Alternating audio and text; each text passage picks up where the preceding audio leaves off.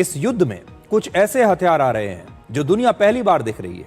इस युद्ध में एक ऐसे हथियार की एंट्री हुई है जो दुनिया के सबसे विवादित और खतरनाक हथियारों में से एक है, और इसका नाम है क्लस्टर बॉम्ब। इजराइल का आरोप है कि ईरान ने 2 मार्च को इजराइल पर एक ऐसे क्लस्टर बॉम्ब मिसाइल से हमला किया जिसमें सिर्फ एक वॉरहेड यानी विस्फोटक नहीं होता, बल्कि ये मिसाइल पहले शुरू में ही आसमान में जाकर खुल जाती है और इस मिसाइल से लगभग 250 बॉम्ब बाहर निकलकर एक बड़े इलाके में फैल जाते हैं और फिर हमला करते हैं, और इससे आम लोगों को सबसे ज़्यादा नुकसान होता है। सबसे पहले आप इजराइल के टेल अवीव शहर में ईरान के इसी क्लस्टर बॉम्ब के हमले की ये तस्वीरें देखिए।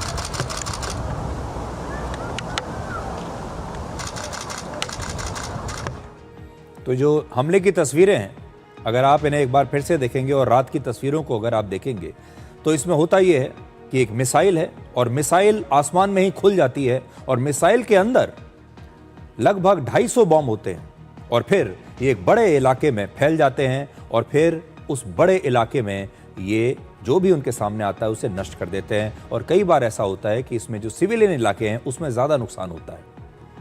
अब बड़ा सवाल यह है कि क्लस्टर बॉम्ब की यह टेक्नोलॉजी ईरान के पास कहां से आई। ऐसा माना जा रहा है कि ईरान को यह टेक्नोलॉजी शायद रशिया या चीन से मिली है। रशिया और चीन दोनों के पास ही क्लस्टर बॉम्ब बनाने की टेक्नोलॉजी पहले से मौजूद है और क्लस्टर बॉम्ब का इस्तेमाल दूसरे विश्व युद्ध में जर्मनी और सोवियत संघ ने भी किया था। हालांकि उस समय के जो क्लस्टर बॉम्ब थे वो आज के जितने आधुनिक नहीं थे, इतने खतरनाक नहीं थे, और बाद में अमेरिका, रशिया और चीन जैसे देशों ने भी क्लस्टर बॉम्ब्स को विकसित कर लिया। वैसे इस बात की संभावना काफ़ी है कि ईरान ने खुद ही ये टेक्नोलॉजी तैयार की हो, क्योंकि ईरान ने पिछले 25 वर्षों में अपने स्वदेशी मिसाइल कार्यक्रम को बहुत तेज़ी से आगे बढ़ाया। ईरान के पास इस समय 3 मिसाइल्स हैं जिनसे क्लस्टर बॉम्ब का हमला किया जा सकता है। इनमें से एक मिसाइल का नाम है खुर्रमशहर 4 और इसकी कीमत है लगभग 74 करोड़ रुपए। क्लस्टर बॉम्ब को दूसरे हथियारों से ज्यादा खतरनाक इसलिए माना जाता है क्योंकि साधारण मिसाइल्स में एक ही वॉरहेड या विस्फोटक होता है जो सिर्फ एक ही स्थान पर किसी लक्ष्य को नष्ट करता है, लेकिन क्लस्टर बॉम्ब के छोटे छोटे बॉम्ब्स एक बड़े इलाके में फैल जाते हैं।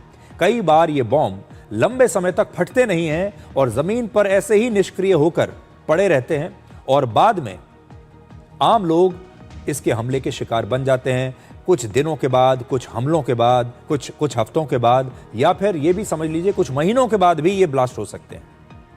वर्ष 2008 में एक समझौते के तहत दुनिया के 100 से ज्यादा देशों ने क्लस्टर बॉम्ब्स पर पाबंदी लगा दी थी। उन्होंने बाकायदा आपस में एक समझौता किया कि हम क्लस्टर बॉम्ब्स नहीं बनाएंगे और ना ही इसका इस्तेमाल करेंगे, क्योंकि इसे एक बहुत खतरनाक और अमानवीय हथियार माना गया, क्योंकि ये वर्षों तक बिना फटे ही जमीन में किसी बारूदी सुरंग की तरह मौजूद रहते हैं और आने वाली पीढ़ियों को भी इन क्लस्टर बॉम्ब से नुकसान पहुंचता है। जैसे मैंने आपको बताया कि ये क्लस्टर बॉम्ब अगर कहीं गिरा तो जरूरी नहीं है कि ये उसी वक्त फट जाएगा।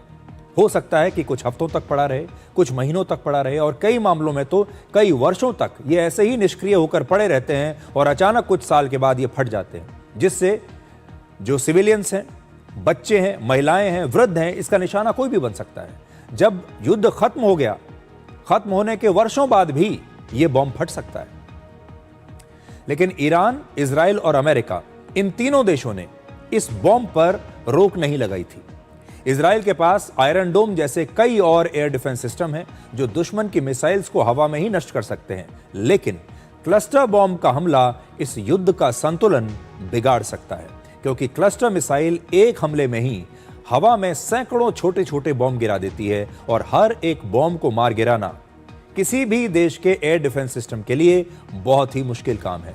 इसलिए जो एयर डिफेंस सिस्टम है, चाहे इजराइल का हो या अमेरिका का हो, वो कई बार इस तरह के क्लस्टर बॉम्ब्स को पकड़ नहीं पाता। ईरान पर क्लस्टर बॉम्ब से इजराइल पर हमला करने का आरोप लगा है और अब अमेरिका ईरान के खिलाफ एक नया हथियार लेकर आया है इसके जवाब में, और उसका नाम है ग्रेविटी बॉम्ब। तो क्लस्टर बॉम्ब का मुकाबला अमेरिका कर रहा है ग्रेविटी बॉम्ब से। ग्रेविटी बॉम्ब एक ऐसा हथियार है जिसमें मिसाइल की तरह कोई रॉकेट इंजन नहीं होता। यह पृथ्वी के गुरुत्वाकर्षण की वजह से नीचे गिरता है, इसीलिए इसे फ्री फॉल बॉम्ब भी कहते हैं, और लक्ष्य से टकराते ही इसमें जबरदस्त विस्फोट होता है। इस बॉम्ब को किसी फाइटर जेट या बॉम्बर से गिराया जाता है और यह किसी मिसाइल की तरह खुद उड़कर अपने लक्ष्य तक नहीं पहुंचता।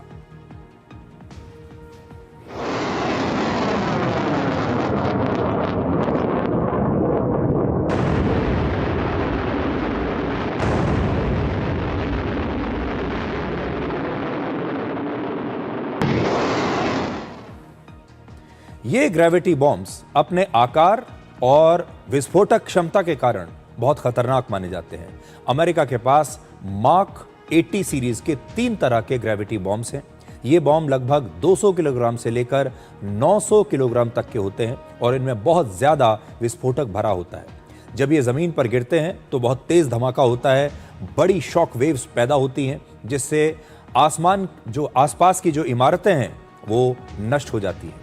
इन ग्रेविटी बॉम्ब्स का सबसे ज्यादा इस्तेमाल दूसरे विश्व युद्ध में किया गया था और अब तक अमेरिका ईरान के खिलाफ महंगी मिसाइल्स का इस्तेमाल कर रहा था, जिन्हें सैकड़ों किलोमीटर दूर से ही लॉन्च किया जा सकता है, और इससे हमला करते समय आप दुश्मन के जवाबी हमले से भी सुरक्षित रहते हैं। अभी तक जो अमेरिका की फौज है वो यही कर रही थी कि ईरान की सीमा के अंदर प्रवेश करने की जरूरत ही नहीं है, सैकड़ों किलोमीटर दूर बैठकर आप मिसाइल लॉन्च कीजिए और ईरान पर हमला कर दीजिए। लेकिन अब अमेरिका ग्रेविटी बॉम्ब का इस्तेमाल कर रहा है और इसका एक मतलब यह है कि शायद अब अमेरिका के पास सटीक निशाना लगाने वाले हथियारों की या तो कमी हो गई है, या फिर अमेरिका को ऐसा लगता है कि अब अमेरिका के जो फाइटर जेट्स हैं वो ईरान की हवाई सीमा में प्रवेश कर सकते हैं बहुत आसानी से। ईरान की हवा आसमान में वो उड़ सकते हैं और वहीं से वो इन बॉम्ब्स को ड्रॉप कर सकते हैं। हालांकि कई बार दुश्मन के इलाकों में एयर सुपीरियरिटी हासिल करने के बाद भी इसका इस्तेमाल किया जाता है, जैसे मैंने आपको कहा, और इसका इस्तेमाल इसलिए किया जाता है क्योंकि ये जो बॉम्ब हैं ये सस्ते होते हैं। तो अब अमेरिका को ये लगा होगा कि जब हमारी एयर सुपीरियरिटी साबित हो गई है, जब हमने ईरान के आसमान पर पूरा कंट्रोल कर ही लिया है, तो हम अपनी करोड़ों रुपए की महंगी मिसाइल्स क्यों ज़ाया करें। हम ईरान के आसमान में उड़ेंगे और वहीं से ये ग्रेविटी बॉम्ब्स ड्रॉप करेंगे, जो कि बहुत सस्ते हैं मिसाइल्स के तुलना में। जैसे 450 किलोग्राम के एक ग्रेविटी बॉम्ब की कीमत लगभग 14 लाख रुपए तक होती है, जबकि 2500 किलोमीटर तक हमला करने वाली एक टोमाहॉक क्रूज मिसाइल की कीमत है 23 करोड़। तो देखिए कहां 14 लाख और कहां 23 करोड़, यानी एक टोमाहॉक मिसाइल की कीमत 166 ग्रेविटी बॉम्ब्स के बराबर है। पुराने ग्रेविटी बॉम्ब्स का निशाना कई बार सटीक नहीं होता था, इसलिए अमेरिका ने अब इन बॉम्ब्स पर एक खास किट लगाकर इन्हें स्मार्ट बॉम्ब बना दिया है और इसका नाम है जॉइंट डायरेक्ट अटैक म्यूनिशन। और इस किट में जीपीएस सिस्टम के साथ कंट्रोल फैंस, यानी इसको कंट्रोल करने के लिए फैंस लगे होते हैं जो बॉम्ब को बिल्कुल सही जगह पर गिरने में मदद करते हैं। तो अब ऐसा नहीं है कि इन्हें सिर्फ अंदाजे से आपने ड्रॉप कर दिया, अब इनके अंदर ऐसी टेक्नोलॉजी लगा दी गई है, जीपीएस सिस्टम लगा दिया गया है कि जो आपने लोकेशन इसमें फीड की है ये बॉम्ब वहीं गिरेगा। अमेरिका और ईरान के इस युद्ध में नए नए हथियार दुनिया को देखने को मिल रहे हैं और अब ऐसी टेक्नोलॉजी और रणनीति देखने को मिल रही है जो इससे पहले दुनिया ने कभी नहीं देखी थी। पिछले 100 वर्षों में हमने दुनिया के हर बड़े युद्ध में हर बार एक नई तरह की मिलिट्री टेक्नोलॉजी और रणनीति को देखा, जिसने युद्ध लड़ने का तरीका हमेशा के लिए बदल दिया। हर बार युद्ध जो है वो पिछले युद्ध से बदल जाता है, नए हथियार आ जाते हैं, नई रणनीति आ जाती है जो अपने दुश्मन को चौंकाती है। जैसे वर्ष 1914 से लेकर 1918 तक पहले विश्व युद्ध में जर्मनी ने बड़े पैमाने पर पहली बार सबमरीन का इस्तेमाल किया, जिन्हें यू बोट उस जमाने में कहा जाता था।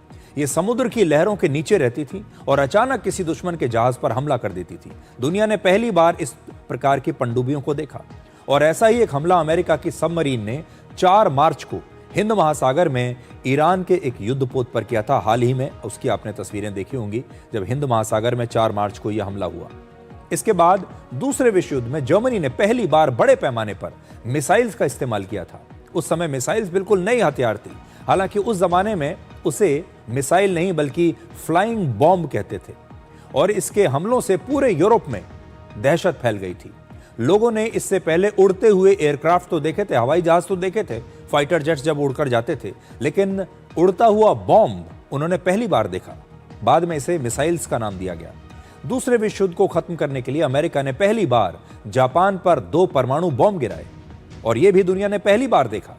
और वर्ष 1991 में पहला खाड़ी युद्ध जब हुआ तो यह दुनिया का पहला ऐसा युद्ध था जिसे दुनिया भर के लोगों ने पहली बार टीवी पर लाइव देखा, क्योंकि इस युद्ध का लाइव ब्रॉडकास्ट दुनिया के बड़े बड़े चैनल्स कर रहे थे।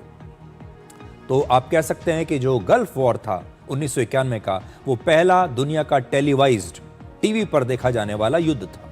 और इसी युद्ध से पहली बार किसी युद्ध की लाइव रिपोर्टिंग की शुरुआत हुई, और अमेरिका ने इस युद्ध में अपने पहले स्टेल्थ एयरक्राफ्ट का भी इस्तेमाल किया, जिसका नाम है F-117 नाइट हॉक। और इस विमान की खासियत यह थी कि यह दुश्मन के रेडार पर नजर नहीं आता था, जो कि उस समय बिल्कुल नई टेक्नोलॉजी थी। यह किसी एलियन स्पेसशिप की तरह दिखता था। और इसी युद्ध में अमेरिका ने पहली बार टोमाहॉक क्रूज मिसाइल का भी इस्तेमाल किया था, और इस समय भी ईरान के खिलाफ इसी टोमाहॉक मिसाइल के नए मॉडल से हमला किया जा रहा है। इसके बाद हमने जितने भी युद्ध देखे उसमें टेक्नोलॉजी लगातार अपग्रेड होती चली गई। फिर रशिया और यूक्रेन के युद्ध में हमने पहली बार ड्रोन्स का इस्तेमाल इतने बड़े स्तर पर होते हुए देखा, और हमें समझ में आया कि ड्रोन से भी युद्ध लड़ा जा सकता है। इस युद्ध में 80% सैनिकों की मौत ड्रोन्स के हमलों से हुई। और इसी तरह ऑपरेशन सिंदूर के दौरान भारतीय सेना ने पाकिस्तान की सीमा में दाखिल हुए बिना ही मिसाइल्स और ड्रोन से हमला करके उसके 11 एयरबेस और 9 आतंकी ठिकानों को नष्ट कर दिया। दुनिया को समझ में आया कि बड़ी बड़ी जो मिसाइल्स हैं उनका कैसे इस्तेमाल किया जाता है, और अब किसी देश की सेना को किसी दूसरी देश के अंदर प्रवेश करने की आवश्यकता ही नहीं है। आप अपनी सीमा के अंदर बैठकर दूसरे देश को नष्ट कर सकते हैं। और इस समय अमेरिका और ईरान के युद्ध में पहली बार दुनिया AI का इस्तेमाल देख रही है। अब सैटेलाइट से लेकर रेडार और फाइटर जेट्स तक सभी एक साथ डेटा इकट्ठा करते हैं और एक ऐसे वॉर रूम में भेज रहे हैं जहां पर एक AI प्रोग्राम इस डेटा का कुछ ही सेकंडों में पूरा विश्लेषण करके ये डेटा क्रंच करके एक रणनीति बना देता है, और कहां कहां पर हमला करना है उन टारगेट्स की लिस्ट आपके लिए तैयार कर देता है। इसलिए अब ऐसा लग रहा है जैसे AI ही अमेरिका का सबसे बड़ा मिलिट्री कमांडर बन गया है। टेक्नोलॉजी की मदद से अमेरिका और ईरान के बीच बेहद तेज रफ्तार से एक हाईटेक युद्ध इस समय लड़ा जा रहा है, जिसमें फैसले भी तुरंत हो रहे हैं, डेटा क्रंचिंग बड़े जबरदस्त तरीके से हो रही है। डेटा के आधार पर यह युद्ध लड़ा जा रहा है। रणनीतियां डेटा के आधार पर बनाई जा रही हैं। किस हथियार का इस्तेमाल करना है, कौन कौन से लक्ष्य सेलेक्ट करने हैं, ये सब कुछ डेटा के आधार पर हो रहा है, और इसमें AI बहुत मदद कर रहा है। इसमें अमेरिका की सेना सैटेलाइट्स, ड्रोन और अपने मिलिट्री एयरक्राफ्ट से जो तमाम खुफिया जानकारी और डेटा मिल रहा है, और लगभग इसके अलावा 150 अलग अलग जगहों से मिल रहे डेटा का AI से वो विश्लेषण करते हैं, और फिर वो अपना लक्ष्य चुनते हैं और हमला करते हैं। पूरे पश्चिम एशिया में अमेरिका की सेना के रेडार लगे हुए हैं। आसमान में कई तरह की निगरानी और जासूसी करने वाले एयरक्राफ्ट घूम रहे हैं, और इन सभी सोर्सेज से इतना ज्यादा डेटा मिलता है जिसका विश्लेषण इंसान तो कर ही नहीं पाएगा, या करेगा भी तो बहुत समय लगा देगा। इसका विश्लेषण AI की मदद से होता है, और अगर AI ना हो तो इतने डेटा का विश्लेषण करना इंसान के लिए तो नामुमकिन है।